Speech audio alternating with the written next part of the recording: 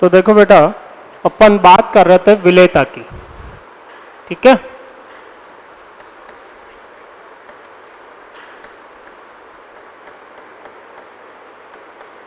तो विलेयता का मतलब क्या होता है कि अपन ने देखा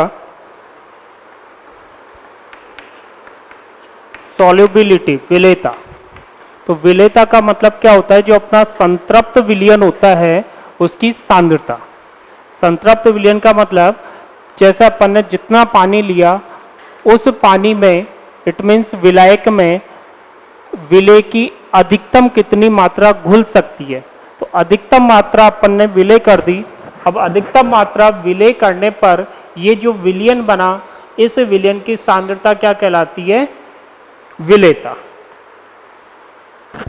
ठीक है, फिर इसके बाद बात करी विलेयता को प्रभावित करने वाले कारक।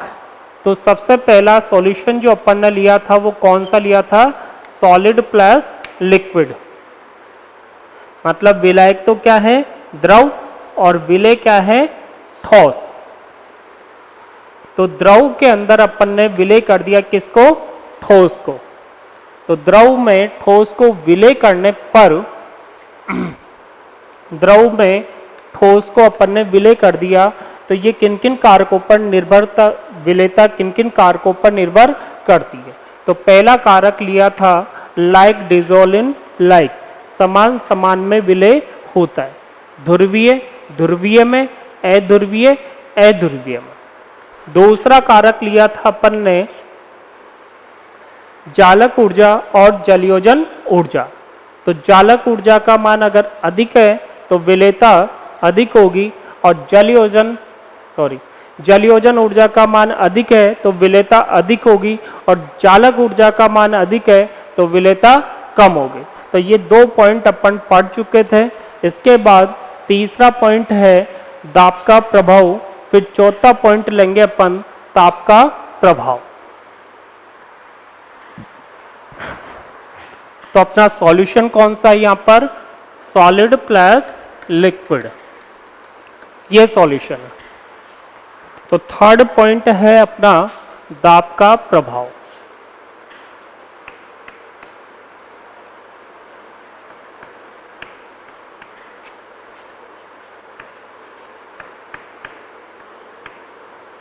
तो देखो दाब का क्या प्रभाव पड़ेगा विलेयता पर। जैसे मान लिया मेरे पास पानी है,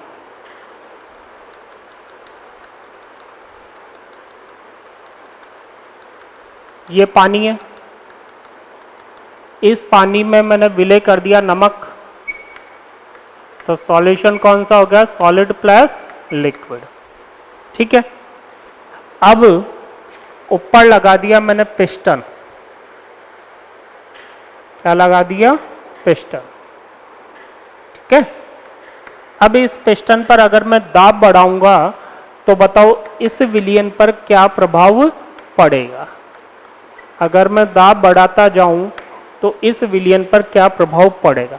अगर इस सॉल्यूशन की जगह गैस होती तो क्या होता कि ये पिस्टन धीरे धीरे नीचे आता जाता, मतलब गैस क्या हो जाती, संपीड़ित। ठीक है, लेकिन ये जो द्रव और ठोस जो होता है वो क्या होता है, असंपीड्य। ठीक, तो एस द्रव और ठोस दोनों ही असंपीड्य होते हैं, इसलिए विलेयता पर कोई प्रभाव, दाब का कोई प्रभाव नहीं पड़ेगा। मतलब दाब विलयन पर अगर दाब बढ़ा दें या घटा दें, ठीक है, तो उसका कोई प्रभाव नहीं होगा। तो दाब द्रव और ठोस दोनों ही असंपीड्य होते हैं, इसलिए इन पर दाब का कोई प्रभाव नहीं होता। दाब का प्रभाव केवल और केवल किस पर पड़ता है, गैस पर। ठीक है, तो देखो द्रव तथा ठोस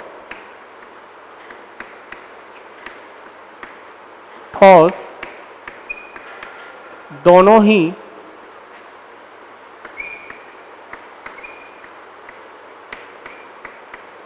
असंपीड्य होते हैं,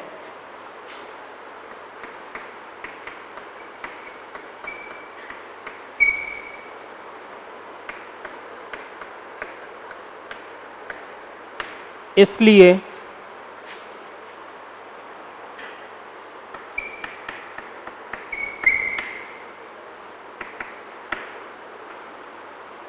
सॉलिड प्लस लिक्विड विलयन पर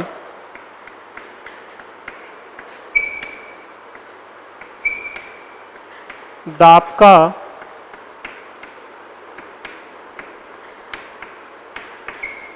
कोई प्रभाव नहीं पड़ेगा।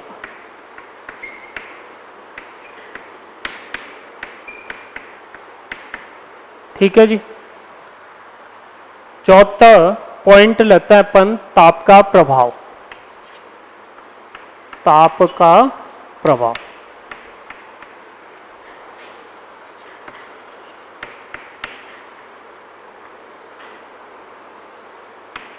तो देखो ताप का क्या प्रभाव पड़ेगा। जैसे आपने इक्विलिब्रियम में पढ़ा है कि अपने पास एक रिएक्शन है A प्लस बी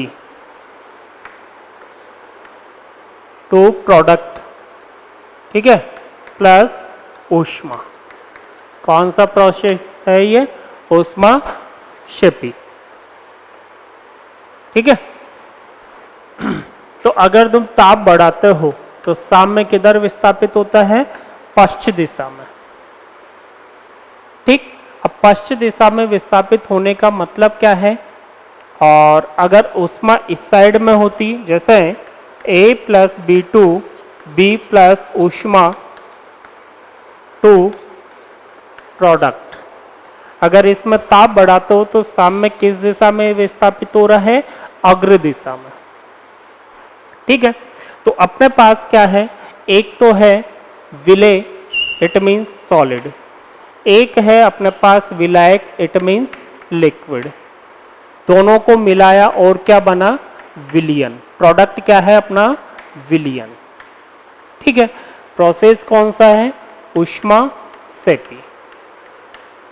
तो ताप बढ़ाओगे तो साम्य पश्चिम दिशा में, मतलब इसमें भी अगर आप ताप बढ़ाओगे तो ये किधर विस्थापित होगा? इस साम्य जो संतप्त विलयन होगा उसमें क्या होगा? एक तरह से साम्य ही तो स्थापित होगा।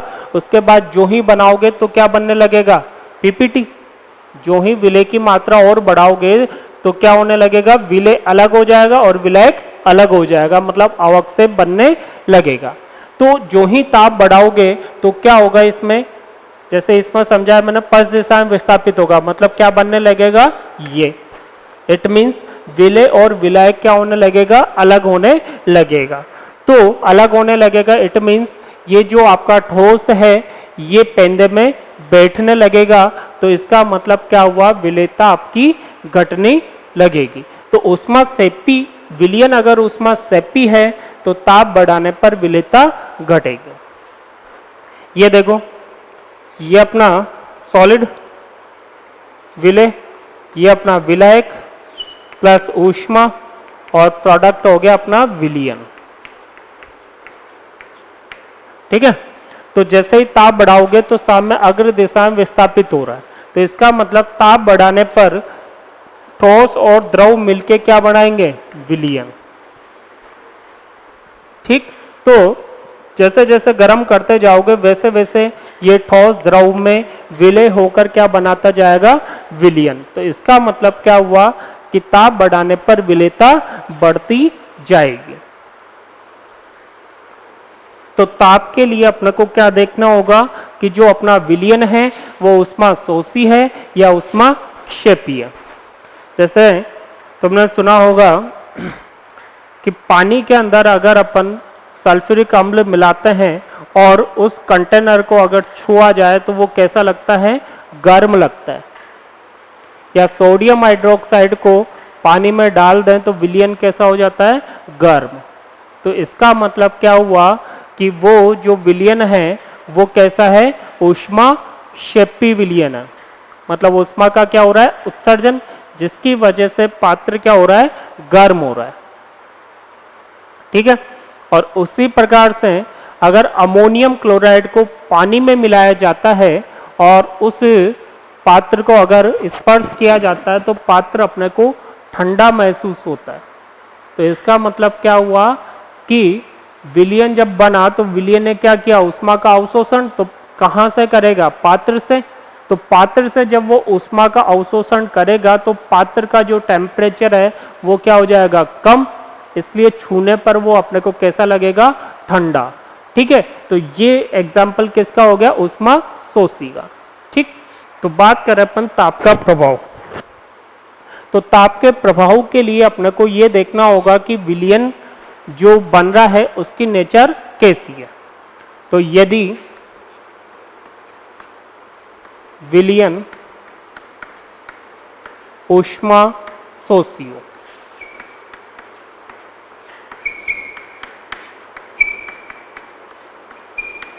तो विलयन अगर ऊष्मा शोषी है तो क्या होगा कि ताप बढ़ाने पर विलेयता बढ़ेगी। तो ताप बढ़ाने पर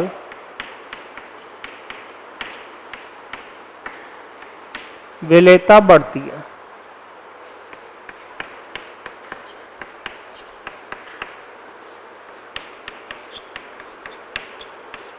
ताप बढ़ाने पर विलेयता बढ़ती है। तो संबंध क्या निकला यहां पर,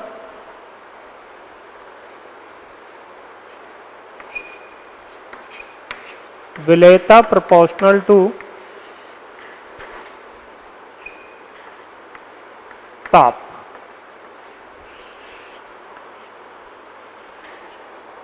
विलेयता ताप के सीधे समानुपाती है। एग्जाम्पल की बात करें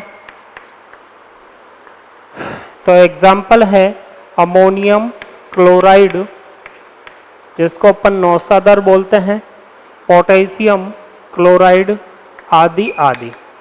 अब जो ज्यादातर विलयन होते हैं वो कैसे होते हैं, ऊष्मा शोषी। ठीक है, और बहुत कम विलयन कैसे होते हैं, ऊष्मा क्षेपी। तो सेकंड केस है यदि विलयन ऊष्मा क्षेपी हो, विलयन कैसा हो, ऊष्मा क्षेपी। तो ताप बढ़ाने पर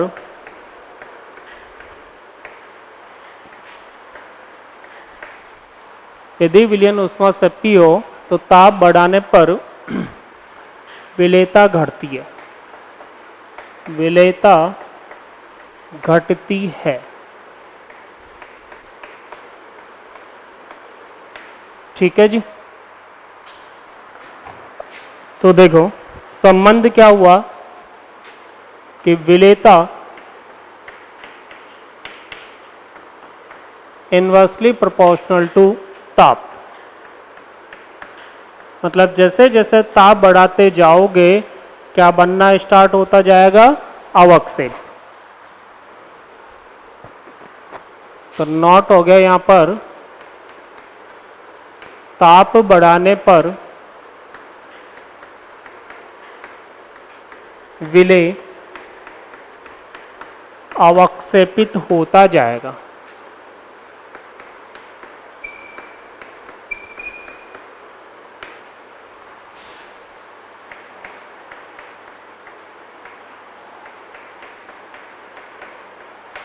इसके एग्जाम्पल आपको याद रखना है, क्योंकि मोस्ट कॉमन एग्जाम्पल कौन सा होता है, ऊष्मा शोषी।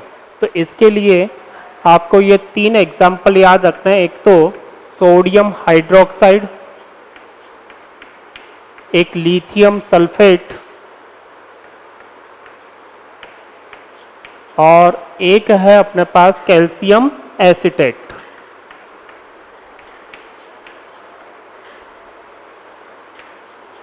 ये तीनों एग्जाम्पल आपको याद रखना है। ठीक है, उसके अलावा एक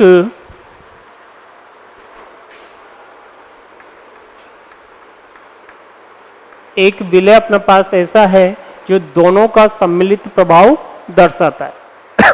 क्या कि ग्लूमबर साल्ट होता है हाइड्रेट सोडियम सल्फेट जो 32.4 डिग्री सेल्सियस, देखो टेम्परेचर कितना हो 32.4 डिग्री सेल्सियस। ग्लूमबर साल्ट कौन है? Hydrate sodium sulphate.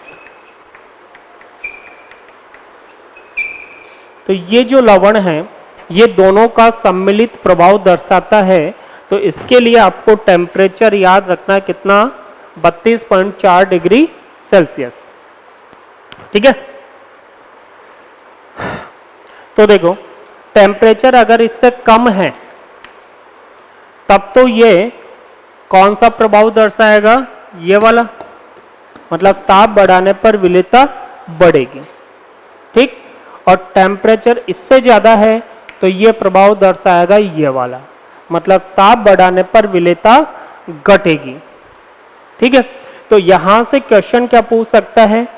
सबसे पहले ग्लूमबर साल्ट का जो एक फॉर्मूला है वो याद रखना है। दूसरा आपको ये वाला टेम्परेचर याद रखना है। दोनों इफेक्ट ध्यान रखना है कि इससे कम ताप पर विलेयता बढ़ेगी और इससे अधिक ताप पर विलेयता घटेगी।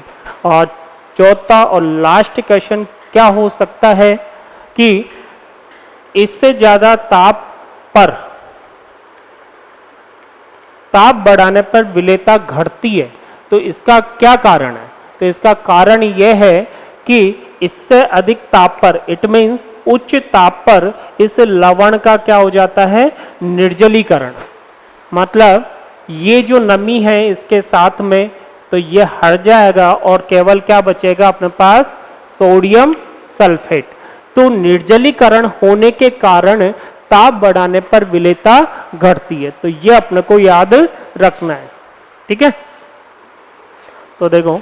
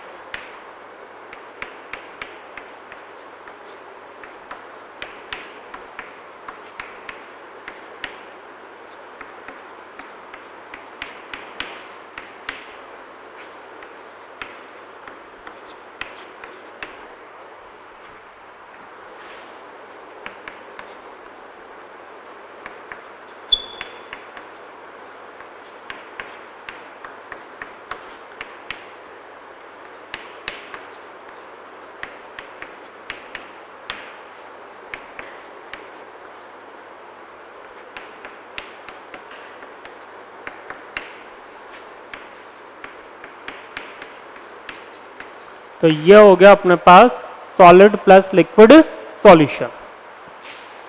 इसके बाद है अपने पास लिक्विड प्लस लिक्विड सॉल्यूशन।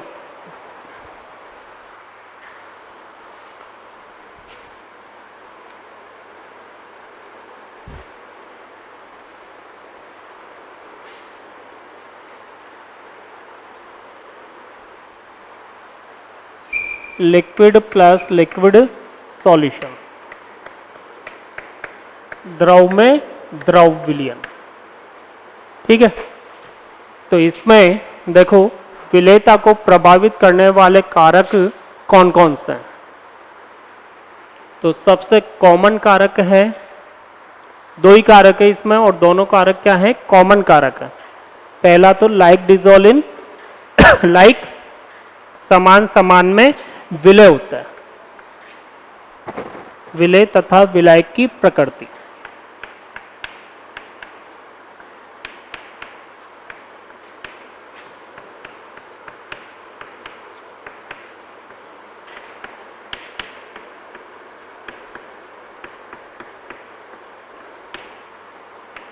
इसका मतलब क्या है, समान समान में विलय होता है।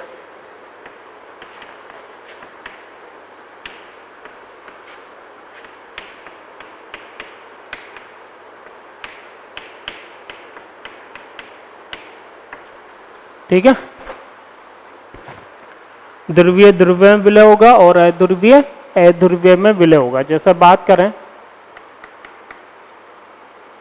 मिथेनॉल प्लस H2, ये ध्रुवीय और ये क्या है, आंशिक ध्रुवीय। तो नेचर के आधार पर देखें तो इसका द्विध्रुव आगुण शून्य नहीं है और इसका भी नहीं है, तो ये भी ध्रुवीय हो गया और ये भी क्या हो गया, ध्रुवीय। तो दोनों ये इसमें क्या हो जाएगा, विलय हो जाएगा। दूसरा जो फैक्टर है ये भी कॉमन फैक्टर है, हाइड्रोजन बंध। हाइड्रोजन बंध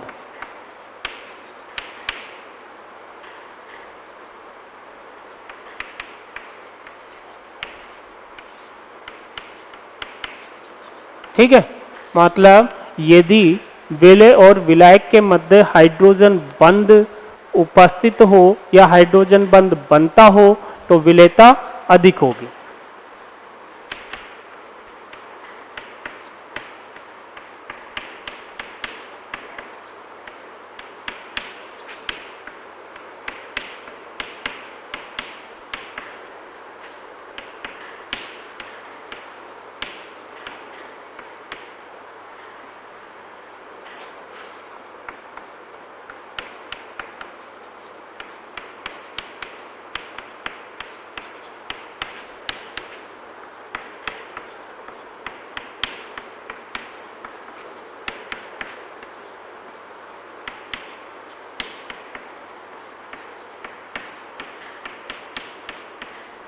example acetic acid in water.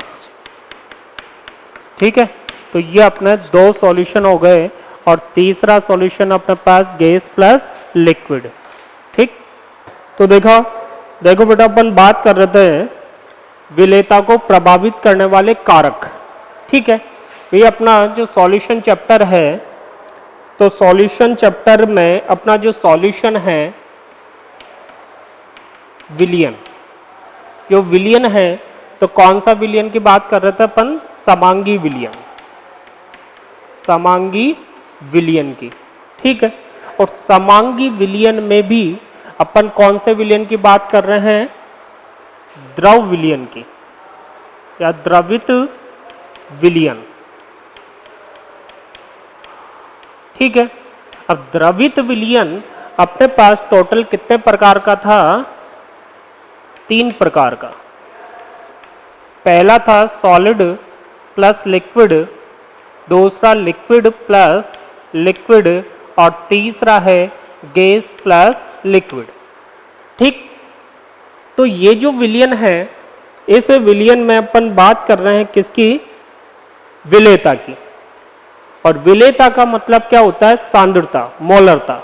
ठीक है, वही विलायक के एक निश्चित आयतन में कितना विलय घोला जा सकता है या विलय किया जा सकता है, तो उसका मतलब क्या होता है यहां पर, विलेयता। ठीक है, तो सबसे पहला अपना सॉल्यूशन था सॉलिड प्लस लिक्विड। तो इसमें देखा अपन ने कि विलेयता को प्रभावित करने वाले कारक कौन कौन से हैं। उसके बाद अपन ने लिया लिक्विड प्लस लिक्विड, द्रव में द्रव।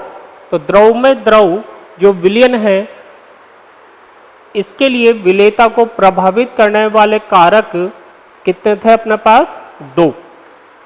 एक तो लाइक डिजोल्व इन लाइक,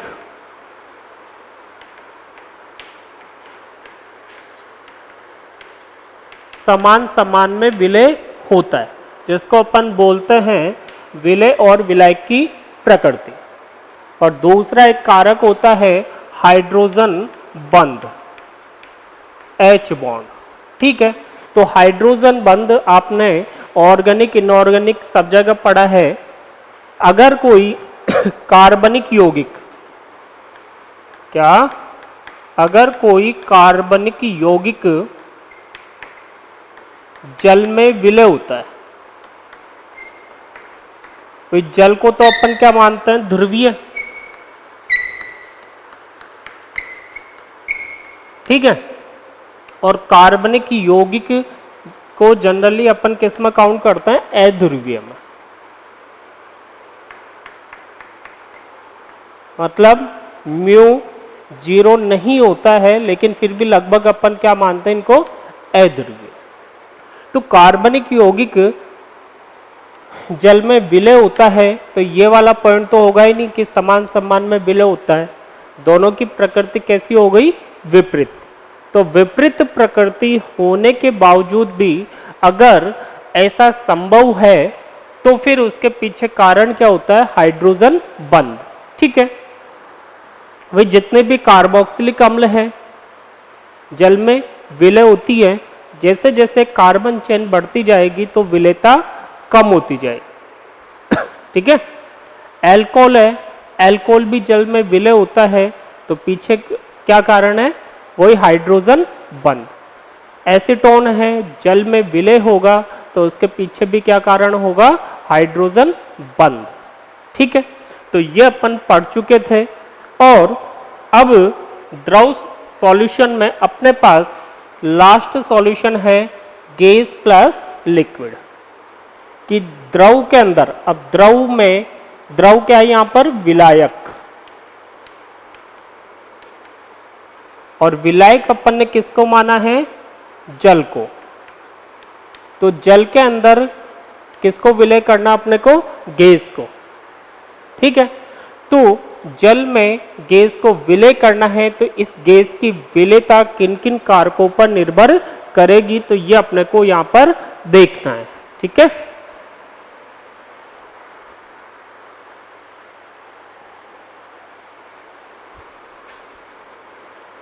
तो देखो अपना सॉल्यूशन है थर्ड और लास्ट सॉल्यूशन है द्रव विलयन में गैस प्लस लिक्विड विलयन।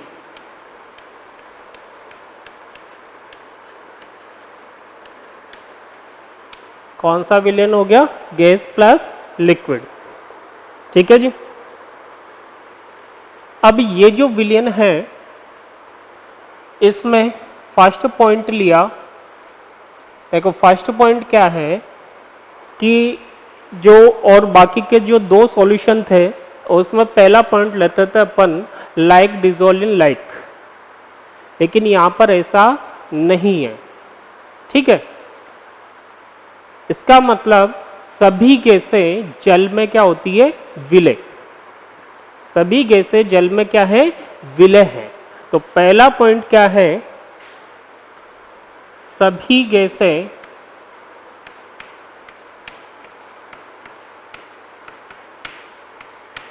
जल में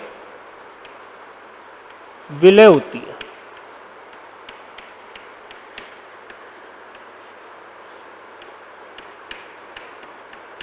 होती है, लेकिन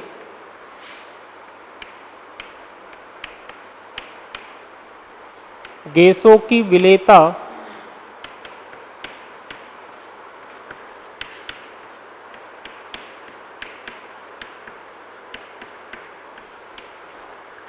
भिन्न भिन्न होती है। गैसों की विलयता भिन्न भिन्न होती है। तो इस लाइन का क्या मतलब है कि जैसे अपने पास ये पानी है, तो इस पानी में जैसे अमोनिया गैस मैंने प्रवाहित करी तो अमोनिया गैस इसके अंदर घुल जाएगी, ठीक है।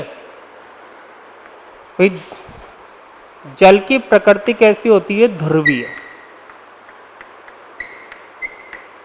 अमोनिया की प्रकृति कैसी है? ध्रुवीय,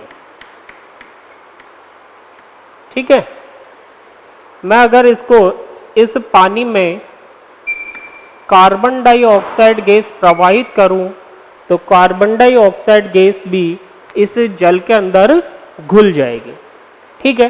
तो ये वाला एग्जाम्पल तो एक कॉमन एग्जाम्पल है कोल्ड ड्रिंक। कोल्ड ड्रिंक में पानी के अंदर कौन सी गैस घुली होती है? कार्बन डाइऑक्साइड, ठीक है। ये आप अच्छी तरीके से जानते हो। जबकि जो कार्बन डाइऑक्साइड गैस है उसकी प्रकृति कैसी होगी?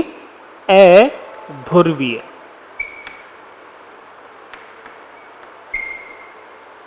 ठीक है जी।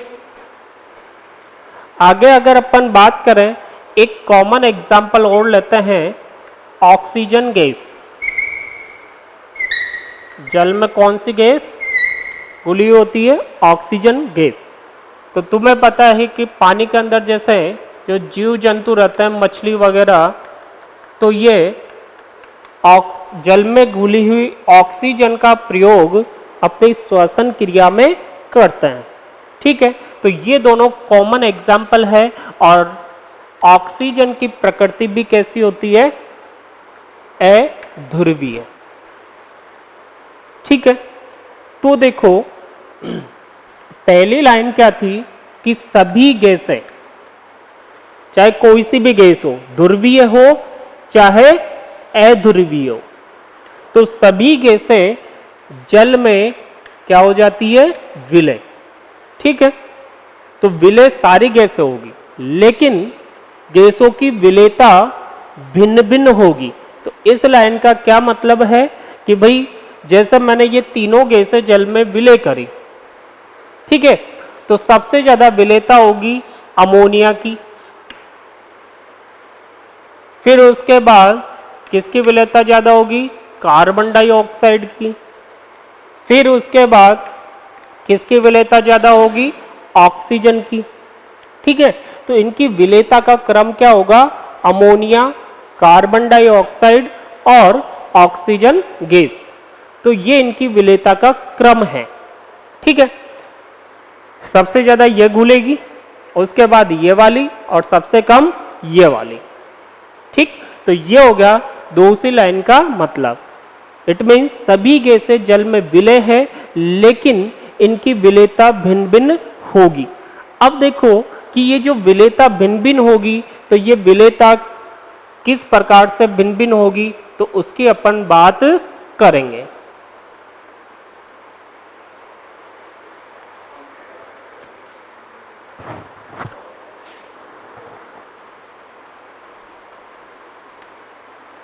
एग्जाम्पल, जल में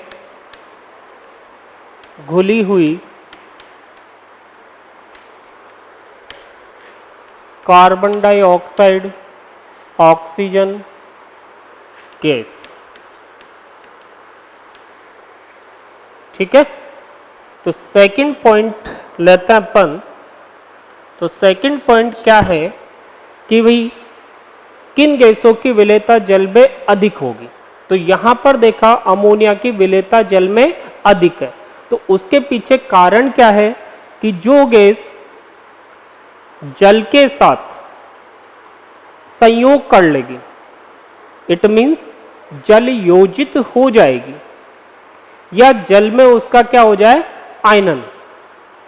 तो इन दोनों केसों में उन गैसों की विलेयता अधिक होगी, ठीक है। तो सेकंड पॉइंट हो गया, जो गैस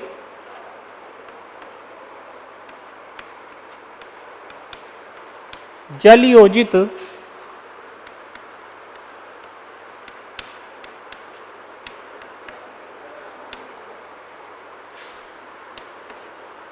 हो जाती है या जिस गैस का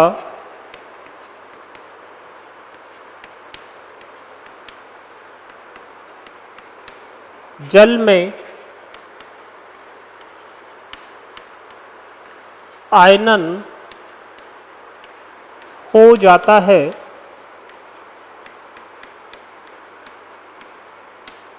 उस गैस की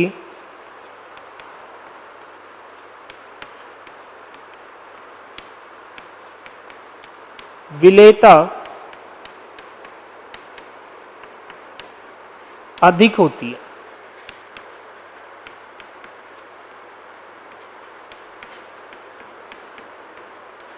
ठीक है, तो यहां पर अपने पास दो पॉइंट है, या तो जलयोजन या आयनन। इन दोनों केस में विलेयता अधिक होगी। तो एग्जाम्पल की अगर अपन बात करें तो देखो, अमोनिया, अमोनिया को विलय किया अपन ने जल में। ठीक है, तो ये अमोनिया गैस जल योजित हो जाएगी। फिर उसके बाद सल्फर ट्राइऑक्साइड या सल्फर डाई ऑक्साइड गैस को जल में विलय किया तो ये भी जल योजित हो जाएगी। HCl गैस को जल में विलय करने पर HCl का क्या हो जाएगा? आयनन। ठीक है, तो देखो यहां पर क्या बनेगा? Ammonium hydroxide. यहां पर क्या बनेगा? H2SO4। अगर सल्फर डाइऑक्साइड लेते हैं तो क्या बन जाता? सल्फ्यूरस अम्ल। HCl को जल में विलय करने पर HCl का क्या हो जाएगा? आयनन। तो H plus aqueous plus Cl minus aqueous. अब देखो, पहला केस है अमोनिया और इसको विलय कर रहे हैं अपन जल में। तो आप जानते हो कि अमोनिया में नाइट्रोजन के पास एक लोन पेयर होता है। ठीक है, और ये लिया अपन ने H2O। तो H2O का आयनन लिया तो आयनन पर क्या बनेगा? H प्लस और OH माइनस। ठीक है, अब इस नाइट्रोजन ने क्या किया कि इस H प्लस को लोन पेयर दान कर दिया। तो लोन पेयर दान करने पर क्या बन गया? अमोनियम। तो एक आयन तो कौन सा हो गया? अमोनियम। धनायन तो हो गया अमोनियम, और ऋणायन कौन सा हो गया? हाइड्रोक्साइड।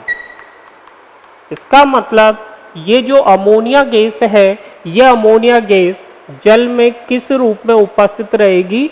अमोनियम आयन और हाइड्रोक्साइड आयन के रूप में। ठीक है, तो बात एक ही है कि जलयोजित, इसको तो क्या बोलेंगे कि जलयोजित हो गई, या इसी को अपन बोल सकते हैं कि इसका क्या हो गया? आयनन। तो इसका आयनन नहीं हो रहा है, जल योजित होने के बाद आयनन हो रहा है, और क्या बन रहा है? Ammonium plus hydroxide aqueous.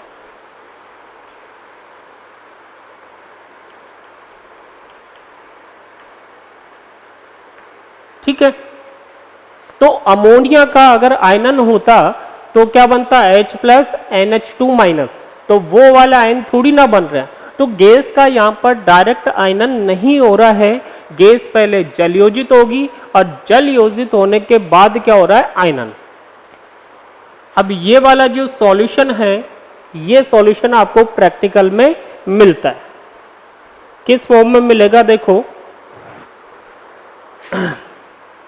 जैसे आपके प्रैक्टिकल में लिखा होगा कि भाई यही अपने पास रिएजेंट है, और अमोनिया गैस प्रवाहित करने पर,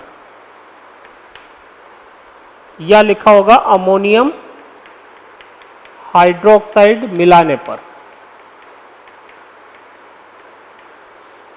ठीक है। तो अमोनियम हाइड्रोक्साइड की तुम्हें लैब के अंदर बोतल नहीं मिलेगी, क्योंकि अमोनियम हाइड्रोक्साइड डायरेक्ट होता ही नहीं है। इसमें क्या होगा, आपका बोतल पर लिखा हुआ होगा अमोनिया और एक्वस, ये लिखा हुआ मिलेगा। तो अमोनियम हाइड्रोक्साइड प्रैक्टिकल में जहां भी लिखा हुआ होगा उसका मतलब क्या होगा, अमोनिया गैस का जलीय विलयन। ठीक है। तो अमोनिया गैस की विलेयता अधिक होने के पीछे क्या कारण है, एक कारण तो हो गया जलयोजन या आयनन, और आयनिक इक्विलिब्रियम में आपने पढ़ा ही है कि आयनन जितना ज्यादा होता है विलेयता उतनी ही अधिक होगी। सेकंड केस की बात करें, सल्फर ट्राइऑक्साइड प्लस H2O। तो 11th में जो एसिड रेन आपने पढ़ी है, अम्लीय वर्षा, ठीक है, तो उसमें आता है कि CO2 प्लस H2O तो कार्बोनिक अम्ल बनेगी, सल्फर डाइऑक्साइड प्लस H2O तो सल्फ्यूरस अम्ल बनेगी, सल्फर ट्राइऑक्साइड प्लस H2O तो सल्फ्यूरिक अम्ल बनेगी, और नाइट्रोजन के ऑक्साइड प्लस H2O तो नाइट्रस अम्ल, नाइट्रिक अम्ल बनेगी। ठीक है। तो ये वही एग्जाम्पल अपने पास, तो देखो कि सल्फर ट्राइऑक्साइड ये ध्रुवीय प्रकृति की गैस है, ये भी आपकी ध्रुवीय प्रकृति की गैस है। ठीक है।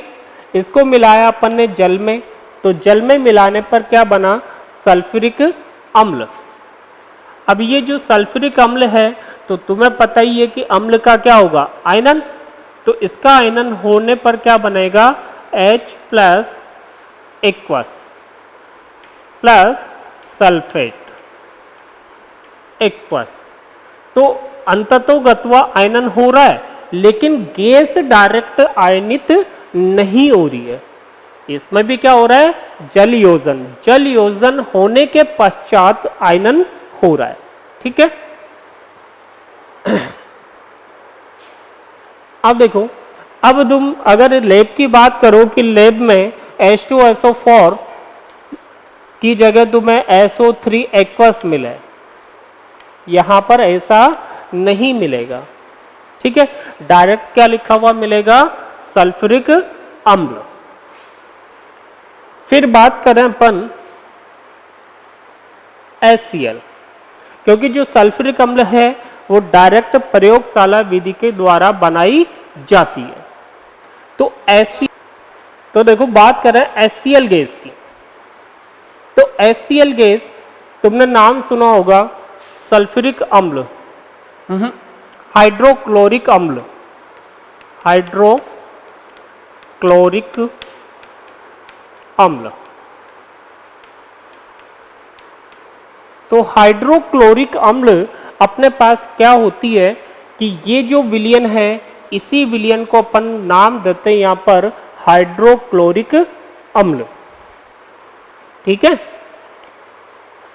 तो देखो कि जल के अंदर पानी लिया और HCl क्या होती है अपने पास, गैस, जबकि हाइड्रोक्लोरिक अम्ल क्या है, लिक्विड। ठीक है। तो इस गैस को अपन ने जल में प्रवाहित किया, तो जल में प्रवाहित करने पर इस गैस का डायरेक्ट यहां पर क्या हो रहा है, आयनन। ठीक है। और जल का, गैस का आयनन होने पर जो जल के ध्रुव हैं, जैसे ये ऑक्सीजन और इधर हाइड्रोजन डेल पॉजिटिव, तो ये जल के जो ध्रुव हैं नेगेटिव और पॉजिटिव, ये इसको चारों तरफ से घेर लेंगे और इस प्रकार से HCl गैस का जलीय विलयन बनेगा। तो इस जलीय विलयन को ही अपन यहां पर क्या बोलते हैं, हाइड्रोक्लोरिक अम्ल। तो इस HCl गैस का यहां पर क्या हो रहा है, डायरेक्ट आयनन हो रहा है, और डायरेक्ट आयनन होने की वजह से इसकी विलेयता क्या होगी, अधिक होगी। ठीक है जी। तो पॉइंट क्या हो गया कि अगर जलयोजन हो रहा है या आयनन हो रहा है तो विलेयता क्या मिलेगी, अधिक। तीसरे पॉइंट की बात करें तो तीसरा पॉइंट है अवशोषण गुणांक। अवशोषण गुणांक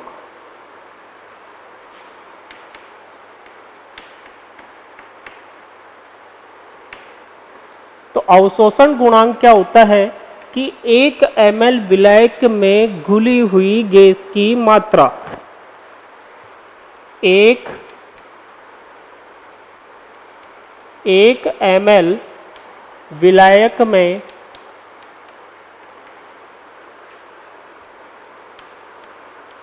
घुली हुई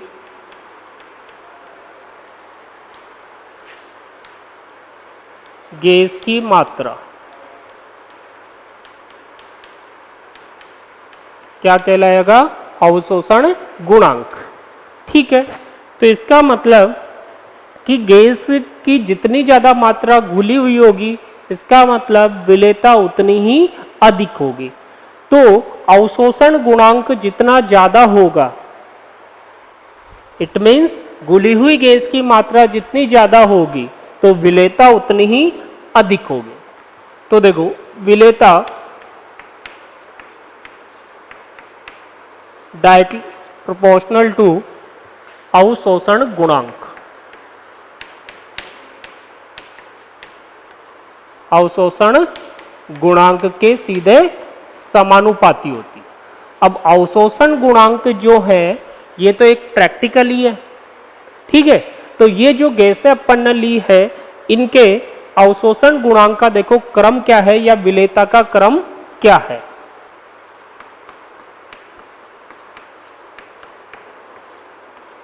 तो सबसे ज्यादा विलेयता होती है अमोनिया गैस की।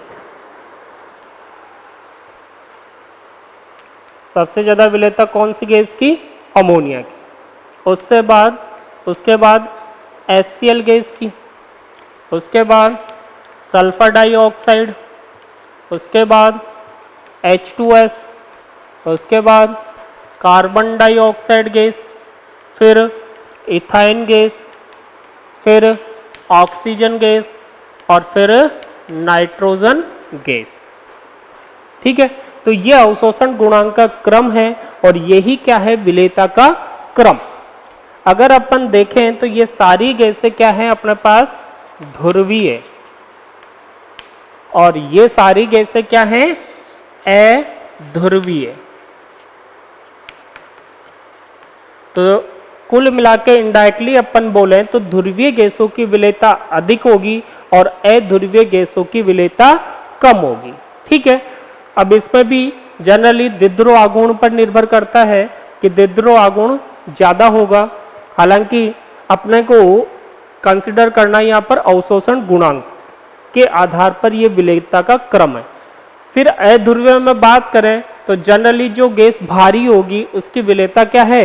ज्यादा है। तो ये तो एक ट्रिक है, बाकी इनकी विलेयता का क्रम यह होगा।